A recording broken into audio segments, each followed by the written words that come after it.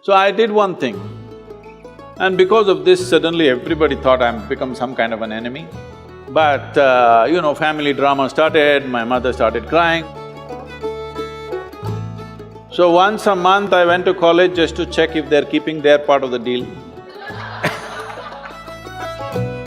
What was aimless wandering, now it's become formidable knowledge.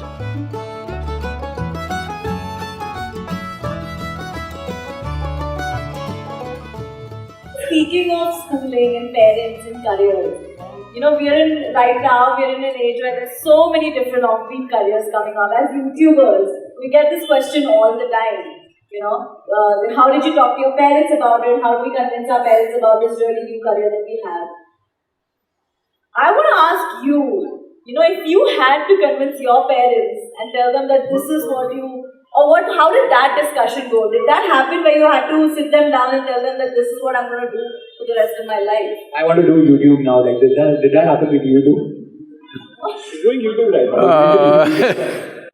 now. Not everybody can be convinced about everything, okay? Some things are just done.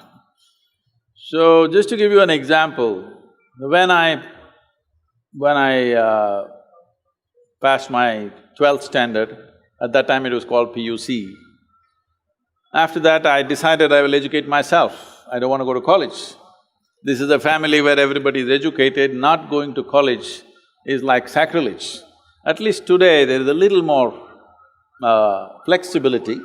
Those days, it's like if you don't go to college, you're finished.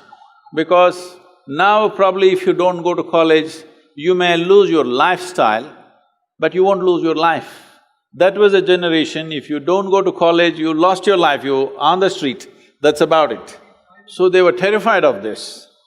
My father being a physician, he was just freaked about it. He is a very studious man, all his life, first, second, third in everything that he has done. So he couldn't believe this, that I want to educate myself. So I did one thing, and because of this, suddenly everybody thought I'm become some kind of an enemy, and they were not even talking to me properly. I did one thing. I was just to tell you, I was such a big eater. I would eat 10 times, at least 10 times of what I eat today. But I never was putting on weight or anything because my level of physical activity was such. I could just run up a coconut tree, I was made like that. So I was every day cycling about 50, 60 kilometers, swimming in the Kaveri and going back like this, so eating this. I decided to go to the Mysore University library. Every day when they open at 9, I went, 8 in the evening they close. That entire time I sat there, read all kinds of stuff. From Homer to popular mechanics, to National Geographic, to literature, to geography, this, that, whatever.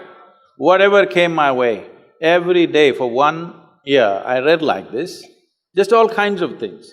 But the most important thing for me was, though I was such a huge eater at that time, this 1 year I went without a meal. Morning I ate as much as I could, breakfast at home, and I went there and sat there the entire day without a meal, which was a huge achievement for me, because without food I could stay. This kind of expanded my way of looking at life, but family drama started, my mother started crying. When the next academic year comes, go to college, go to college, go to college. Then I said, if I must go to college, I'll go for literature. My father said, what will you do reading poetry? You must become a doctor. He has seat ready for me in the medical college, everything. I said, no. Then they said, okay, at least do engineering. Then I said, see,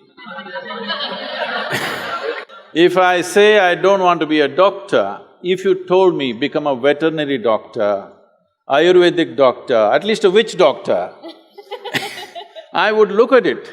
If I say no doctor, you say engineer, I'm not going to listen to this. Your problem is society, your problem is not me. So I just went for literature, and these 3 years, I went there in the beginning and they all had ready-made notes, the teachers, they would read.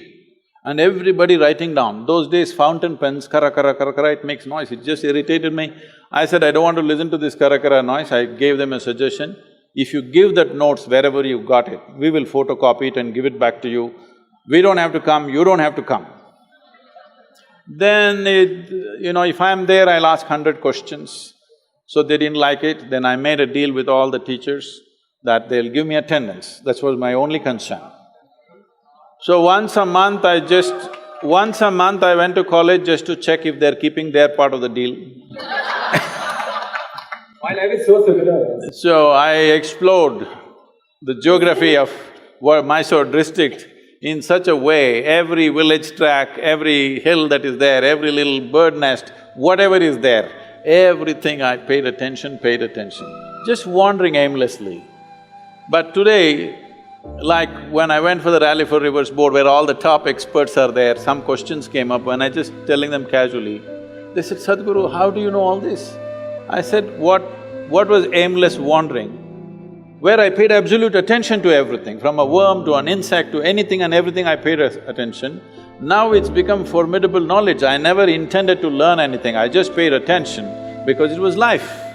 And this is all it takes